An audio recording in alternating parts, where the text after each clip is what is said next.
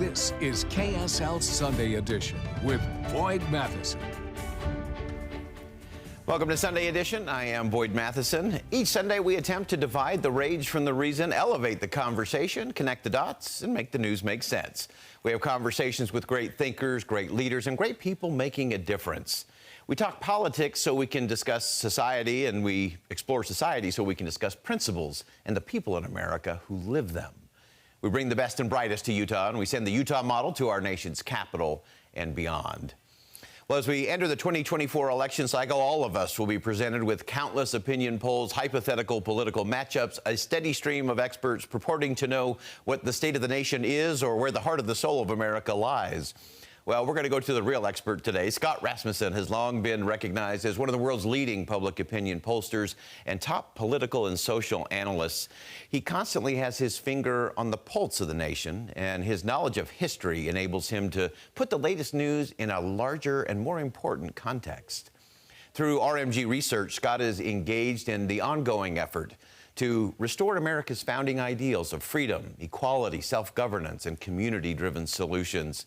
Scott joins us today from McKinney, Texas, and he's here to help us get a grasp on how we should view numbers, data, and polling, and more importantly, get to the bigger and better questions found underneath those numbers. Scott, welcome to Sunday Edition. Boyd, it's great to be with you. And, you know, when you talk about numbers, I think the biggest thing you should be aware of in the new year or in any year is what's behind the numbers. Yeah. There was a great study that came out a few years back that said that the best job in America was not being a host on a Utah television station. It was being an actuary. What made that really bizarre is that number 237 on the list was being a Major League Baseball player. How do you get a result like that? Well, the answer is the person who designed that study said that if you work outdoors, it's a negative. If you work at night, it's a negative. If you work in a competitive environment, it's a negative. And by the way, if you make more than $75,000 a year, it's all the same.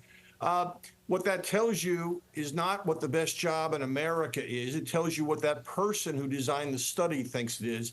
And we run into this a lot in politics. In polling, it has to do with the questions that are asked.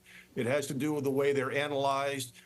Really, you need to think about how do the numbers connect with reality. And as you look at that, Scott, and you're just so good at this counter polling and really get to the right framing of the question first on the front end. I don't think we have any popularity contests for actuaries here in the state of Utah or anywhere else in the country for that matter. But that's such an important point.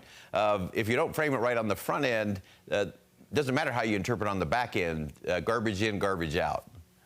That's right. A simple example is the language that is used in many polls.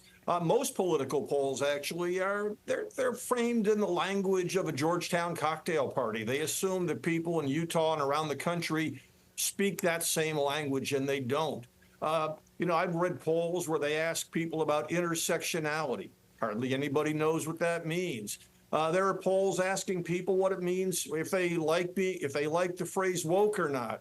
Well, it turns out actually only about 1 out of 6 voters have any idea what it means to be woke, or at least the political context of it.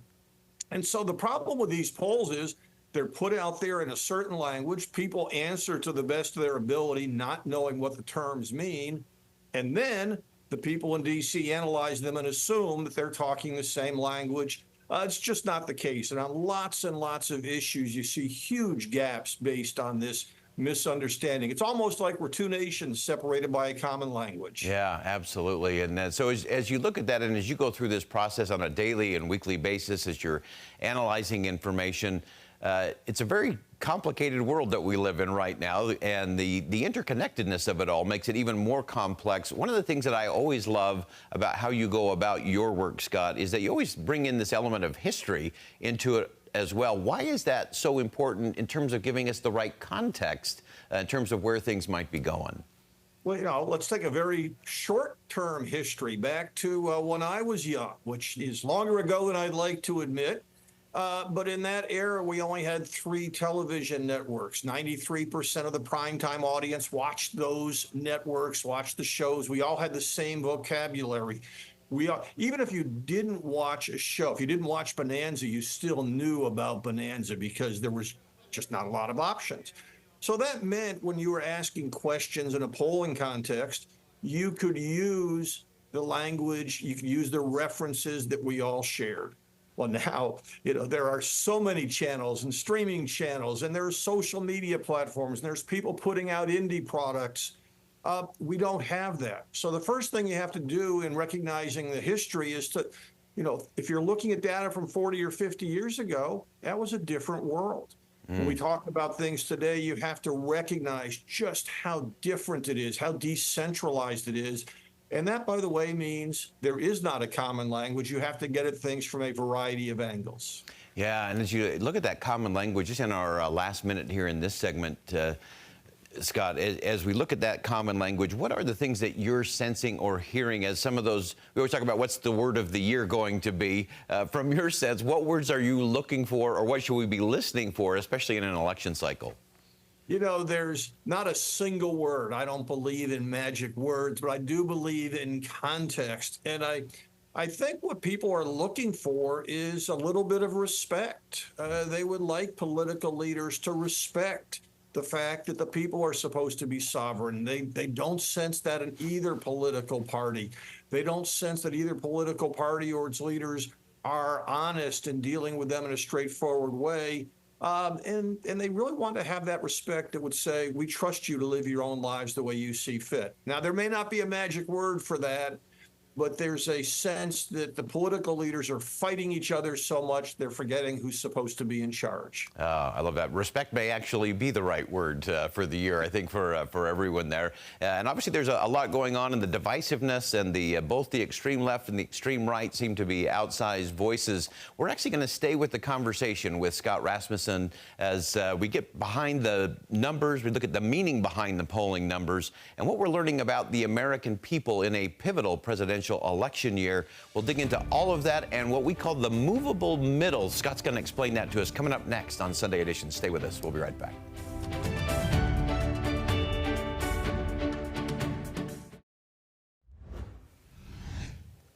Welcome back to Sunday Edition. We're staying with the polling numbers and the polling questions with our special guest, Scott Rasmussen from RMG Research, where he has been teaching us about where the American people actually are, what all of us should be watching for in this pivotal 2024 election cycle.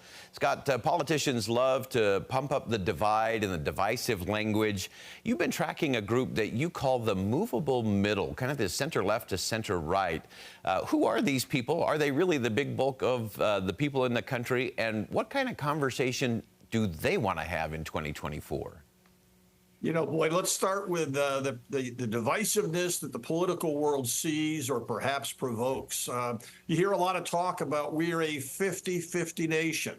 I don't think that's accurate. I do think there's about 10% on each extreme who are busy fighting each other and think that if they don't win, the world will come to an end. And the other 80% are somewhere in between, just trying to keep their heads down and not get caught in the crossfire. But most of that group in the middle, they may not really be excited about the battles that are going on, but they have a preference for one side or another. In fact, I would say that about 80% of American voters right now, maybe even 85%, know which way they're going to vote in the 2028 election, not 2024, 2028, because their default position, or in many cases their only position, is to vote for their particular party. That leaves 15 or 20% in the middle who are this movable middle. They're dissatisfied with the conversation. Most of them don't live and breathe politics. In fact, that's one of the reasons that parties have a hard time reaching them. They're people who are busy living their lives, trying to raise their families, trying to build careers. They know politics matters, but it's not everything in their life. And in fact, we've done some polling recently. Only about a third of voters think it matters in terms of their life. Matters a great deal which party controls Congress. That's something that political leaders can't grasp. So this movable middle, they don't care about the political policies. They care about the world that they live in, the kind of society those policies create. And that's the way you need to reach them. How is this going to create a better world? Yeah, and so often that is with things that you have referenced in terms of talking to them, not about a specific political issue or even a policy issue, but about community and compassion and self-reliance and upward mobility. I want to get into an area that I know you're diving deep into, and that is that we live in this world of outsized voices. Whether it's left or right or economic top and bottom or education-wise, the loud voices have an outsized influence in this country. Is that how it should be, and what should we make of all of that? Well, of course, that's not how it should be in a land where consent of the governed is the only legitimate source of authority. But it's always difficult. Look, there have been elites for thousands of years, and there will be elites for thousands of years to come. There are people that are more engaged in politics than others, and that gives them a louder voice. But what we do have right now seems to be really problematic in the sense that a lot of those louder voices disrespect voters. It's one thing to have an elite group that says, well, our job is to respect and represent the voters. It's quite something else where they say our job is to overrule the voters. And right now, for example, we know from studies that among people who are senior federal executives, people who work at these agencies, about 3 out of 4 of them say if they think something is right and voters overwhelmingly oppose it, well, they should do what they think is right anyhow. Ignore the voters. There's another group that has an outsized influence, and it defines things for the rest of us in perhaps some misleading ways. We've heard a lot about the diploma divide. People with a college degree tend to be more Democratic-leaning and more left-leaning. People without a degree, more right-leaning and more Republican. Well, the reality is the outsized voices, that real divide is not between those with a college degree and those without. It's between those with a postgraduate degree and the rest of America. Their views are wildly out of sync. And, we're going to be releasing some data in the coming months about a group we're calling the elite 1%. These are people who have a postgraduate degree. They live in very high population density areas, power centers like the D.C. area and Manhattan, and they make a lot of money. They represent 1% of the population, but they dominate the political dialogue. And quite frankly, they don't have all that much respect for voters. This is where a lot of the negativity comes from. And then finally, Scott, give us one thing beyond the numbers. What's something you're keeping your eye on as obviously things are churning up big time on both the Republican and the Democratic side as we go into primary season? Give us one thing you're keeping your eye on here just in our last minute. Well, the very first thing is what's going to happen in Iowa. I mean, we're all assuming we know who the presidential nominees are going to be for this year, and I don't think that's necessarily the case. There could be surprises along the way. It is quite possible that neither Donald Trump nor Joe Biden ends up on the ballot next November. I can't tell you that from any numbers because we don't have numbers to document how that would happen. But we do know that most voters really don't want that as the choice. So I'll be watching to see if anything pops up, starting with Iowa, that begins to raise the possibility of a different choice going forward. Fantastic. Great insight, as always, Scott Rasmussen. And we're going to dive in our next segment. We're going to talk about something that Scott talks about often, and that is that it's community and culture that lead and that the politicians will follow. Big thanks to Scott Rasmussen for joining us today from McKinney, Texas. We're going to continue as Sunday Edition rolls on right here on KSL TV. We'll be right back.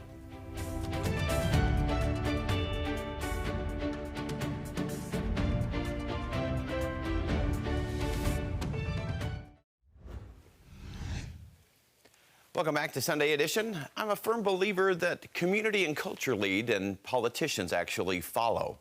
Alexis de Tocqueville, in the Introduction to Democracy in America, noted that the power of the American experience was to be found in the way citizens joined together in free association. Such free association, he posited, could be the greatest power for good, to lift, ennoble, and enlighten citizens of every economic class, not through coercion of government, but through cooperation and goodwill. Margaret Mead wrote, "Never doubt that a small group of thoughtful, committed citizens can change the world. Indeed, it's the only thing that ever has." I was reminded of the power of such associations a few years ago when I was asked to speak at a breakfast meeting of the Bonneville Exchange Club in Salt Lake City. It was a small gathering of about 15 people. It started like many service organization meetings with the ringing of a bell, the Pledge of Allegiance, and a humble prayer.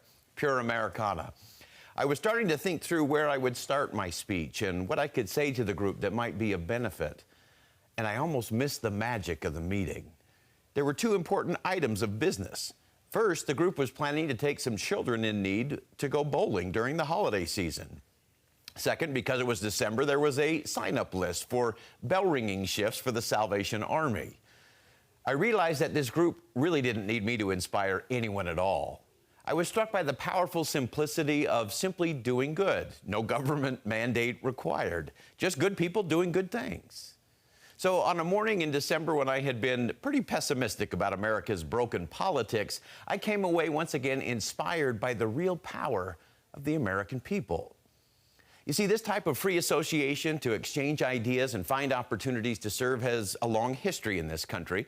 Benjamin Franklin launched his Leather Apron Club, often called Junto, in 1727. Franklin originally called it the Leather Apron Club because most of the members were from trades like printing or carpentry. He wrote in his autobiography, I should have mentioned before that in the autumn of the preceding year, 1727, I had formed most of my ingenious acquaintance into a club of mutual improvement, which we called the Junto. We meet on Friday evenings.